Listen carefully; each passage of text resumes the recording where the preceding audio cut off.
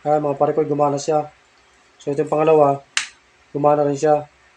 So sa ngayon, kukontrolin natin ng master switch kung gagana siya. Ayan, gumana siya.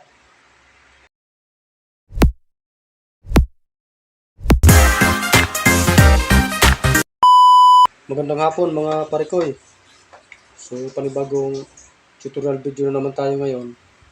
So ang topic natin ngayon ay paano ba mag-wiring ng master switch gamit ang 3-way switch. So may sample tayo ito mga pare ko, dalawang ilaw. Ito yung kukontrolin natin ng master switch. So gagamitan natin ng tatlong 3-way switch. So bali ito na siya, tatlong 3-way. Yung unang 3-way switch natin mga pare ko, ito yung magiging master switch natin. Ito yung pangalawang 3-way switch. Ito yung kukontrolin niya, itong isang ilaw na to. Yung pangatlong 3-way switch, ito rin kukontrolin niya, yung pangalawang ilaw. So bali ito yung diagram niya mga pare ko, yung line 1 natin, papunta ng common ng switch dito sa master switch. So ang common natin ng 3-way mga pare ko ay number 0. Tapos yung line 2 natin, ito papunta ng ilaw.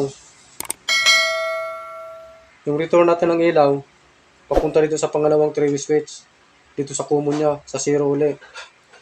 Yung pangalawang ilaw natin mga pare ko, yung return niya, papunta rin sa common ng pangatlong 3-way switch.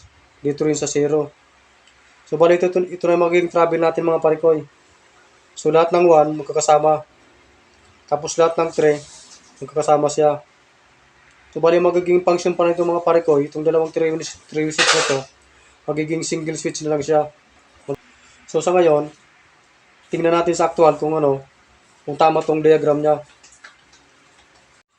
So ito na mga pare ko, subukan natin sa actual kung tama yung diagram niya. So bali ito na siya, na-wiringan ko na rin siya. Tingnan natin sa unang switch kung gagana siya itong isang ilaw na to. Ayan mga pare ko, gumana siya. So ito yung pangalawa, gumana rin siya. So sa ngayon, kukontrolin natin ng master switch kung gagana siya. Ayan, gumana siya. Kagandahan ito mga pare ko, pag 3-way ginamit natin ng master switch. Diba, kahit hindi natin na-on yung master switch, magagamit pa rin natin itong switch na to. O pailaw pa rin natin itong dalawang ilaw na to. Kahit nakapatay yung master switch. Yan, gumana pa rin siya. Yan, gumana pa rin. Pwede rin natin kontrolin ulit sa master switch. Wala ba, gumana siya sa master switch. Pwede rin natin patayin dito sa sa dalawang 3-way switch na to. Pwede rin natin kontrolin yan. Ilaw na yan. Yan, patay din siya. Yan. So, ganoon lang mga pare ko, yung pag-wiring ng master switch gamit itong tatlong 3-way switch. So, yun lang mga pare ko. Salamat sa panonood.